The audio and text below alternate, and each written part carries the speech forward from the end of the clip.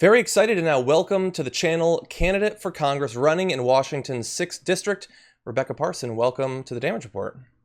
Hi, John. Thanks so much for having me. Glad to have you here. I'm looking to learn a little bit more about what you're bringing to this race, your experience, hoping that a bunch of people out there in your district will discover that as well.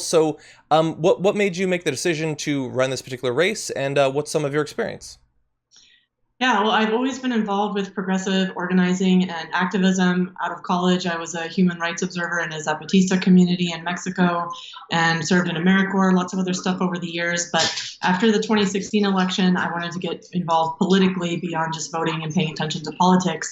And so I got involved with my local Indivisible group. And what I found there is that we could contact our representative Derek Kilmer and ask him to take a stronger stand against Trump. Progressive activists have been asking for years, support Medicare for all, we support the Green New Deal, these progressive policies, and we always just get back these form responses that much ado about nothing. There's a lot of words, but not much content, and don't commit to changing anything. And it got to be really frustrating for me because our district is really suffering. I'm in the 6th congressional district, which is Tacoma and the northwesternmost tip of Washington state. And it's a working class district. We don't have the big Amazons and other companies that Seattle has. We have the largest port, one of the largest ports in North America.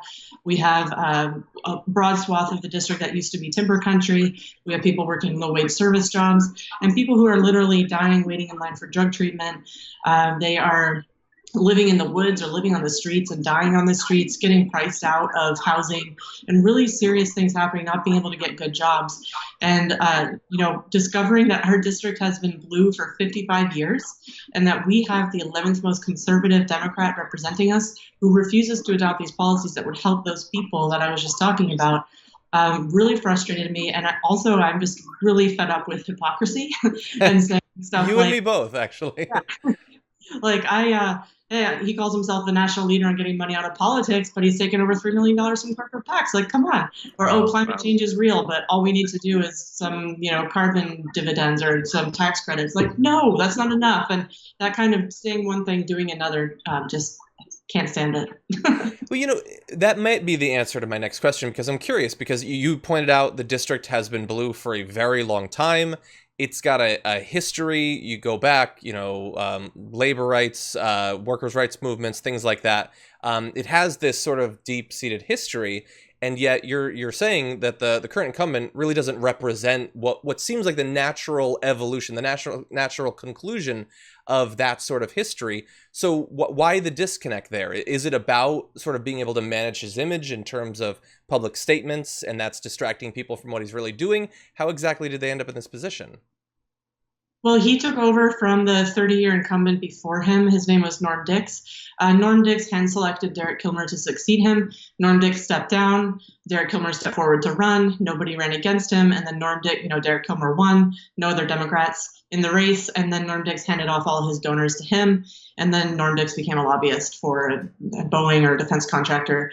And so it's really just this kind of succession of, it's like an old boys club and these kind of backroom dealings. Like, yes, there was an election, but why was nobody else running? Like, why am I the first woman to ever even run for the seat? Not to hold it, but ever to run for it, or the first LGBT person? And it's like because of these things where we have, like you said, this deep-seated history of populism and leftist organizing in this district. I mean, when the district was first founded around the Great Depression, the very first representative who represented this district proposed a constitutional amendment to limit personal income to $2 million. And what is not a populist move?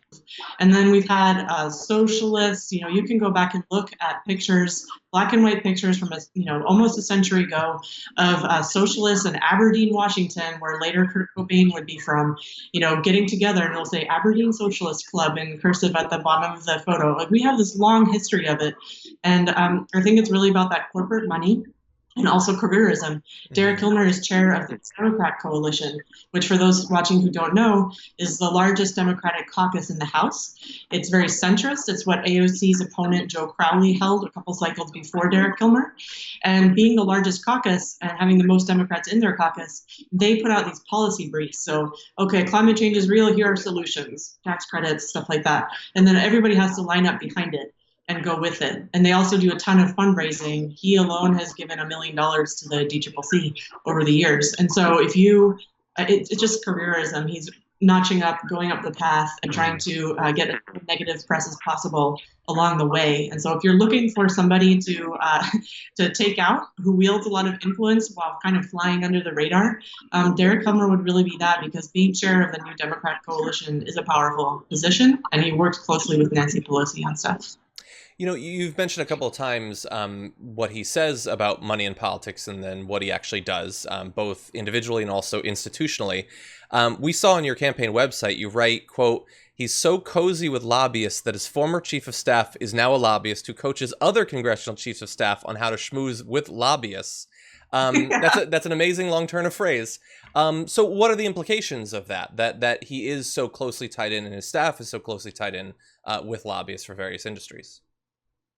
It's just this endless revolving door, and it means that they serve what the lobbyists want and what corporations want. You know, somebody, I think it was a PCO I was speaking with yesterday or the day before, a local Democratic precinct committee officer here in the district, and he said, you know, I really think that who you speak with the most, it will inform your thinking. That's just natural for anybody. And so if you are spending most of your time with lobbyists and with CEOs, you're being funded by, you know, Amazon and billionaires. He also belongs to the Problem Solvers Caucus, which is literally funded by Republican billionaires. And if you're spending all your time speaking with these people, that's going to inform your worldview and what you think should be done about policy. If, like me, you spend your time speaking with homeless people, and like a big portion of my campaign ad is at a homeless camp in Aberdeen, or if you have friends, like I have a friend who's a diabetic, and he's on the ACA. He's one of those people who's underinsured. And so he couldn't afford insulin for years. And as a result, he had a massive heart attack and almost died. And so that's who I spend my time talking to. I'm not talking to, you know, lobbyists for Uber. I'm not part of this revolving door. And so I think that's the real cause of that. That's what the consequence is. Where can people find out more about both your campaign and also your platform? You can go to RebekahForWA.com and find out more about me there. Go to the events page to sign up to volunteer. No matter where you are in the country, you can help. We're obviously an entirely remote and online campaign right now because of the pandemic. So you can phone bank from literally anywhere. Go ahead and sign up to do that. We're doing phone banking every day of the week. We also have something called Outreach for Introverts. So if you don't like speaking with strangers, don't worry, we have something for you. Also, please donate. I don't take any corporate PAC or lobbyist money. If you give even just $1, it does help because it funds 18 dials for our phone bankers. And I am also on social media. My handle on all Facebook, Twitter, Instagram is Rebekah for WA, and you can follow me there. Rebekah Parson, thank you once again for joining us. We really appreciate it. Thank you.